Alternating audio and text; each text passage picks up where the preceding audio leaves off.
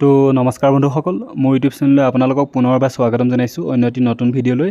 আৰু থাম্বনেইলটো দেখি আপোনালোকে আজি গম পাইছে যে ভিডিঅ'টো কিহৰ ওপৰত বনাবলৈ গৈ আছোঁ। যে যোৱাবাৰ যিটো লঞ্চ হৈছিল অমৃত বৃক্ষ আন্দোলন, যিটো আঁচনি আছিল আত্মসহায়ক গোটবিলাকৰ বাবে, তো বিভিন্ন ফটো আপলোড কৰা হৈছিল, গছপুলি ৰোৱা ফটো আপলোড কৰা হৈছিল, এটা ৰেজিষ্ট্ৰেশ্যন কৰা হৈছিল। গতিকে সেই ৰেজিষ্ট্ৰেশ্যনটো পুনৰ নিউ ৰেজিষ্ট্ৰেশ্যন আৰু ৰেজিষ্ট্ৰেশ্যন কৰিবলৈ এইটো পৰ্টেলটো আকৌ অ'পেন হৈছে, চৰকাৰৰ ফালৰ পৰা অ'পেন কৰা হৈছে। আৰু ইয়াৰ বাবে কিছু পইচাও দিম বুলি হয়তো চৰকাৰে কৈছে। ই কোনো কনফাৰ্ম নহয়, বাট কনফাৰ্ম হয় নে নহয় মই নিশ্চয় জনাম আগলৈ। ঠিক আছে, গতিকে ভিডিঅ'টো যদি আপোনালোকে নতুনকৈ আহিছে তেন্তে এবাৰ চেনেলটো ছাবস্ক্ৰাইব কৰি ল'ব। তো ফাৰ্ষ্ট আপোনালোকে গুগল ব্ৰাউজাৰত গৈ অমৃত বৃক্ষ আন্দোলন বুলি এনেকৈ ছাৰ্চ কৰক, অমৃত বৃক্ষ আন্দোলন। ঠিক আছে, তাৰপিছত যিটো প্ৰথম এনেকৈ ৱেবছাইটটো খোলা যাব তাত আপোনালোকে ক্লিক কৰক স্ক্ৰীনত দেখুওৱাৰ ধৰণে। তো এনেকৈ এটা পেজ খোলা যাব আপোনালোকৰ।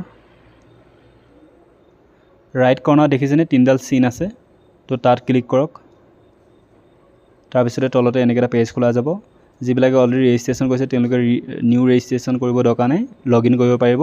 এতিয়া আমি ৰিনিউ কৰিম ৰেজিষ্ট্ৰেশ্যনটো, যোৱাবাৰ যি 2023ত কৰাটো। ঠিক আছে, গতিকে ৰিনিউত ক্লিক কৰাৰ লগে লগে এনেকৈ এটা অপশ্যন খোলা যাব।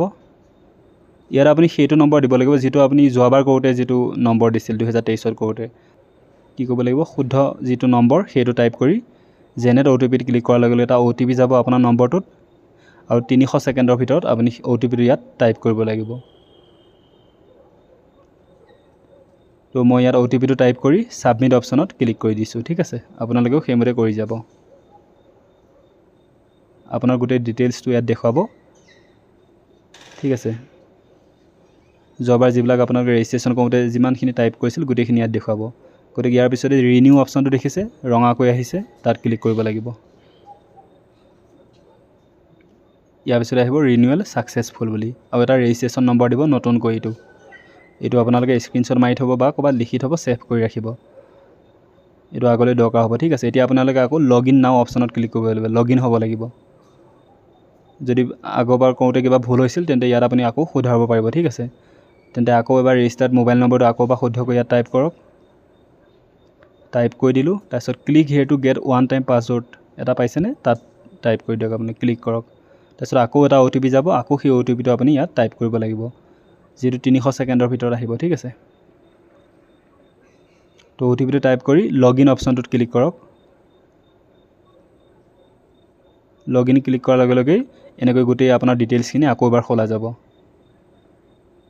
ঠিক আছে, তাৰপিছত তলত আহিব আপুনি আপডেট ৰেজিষ্ট্ৰেশ্যন ডাটা।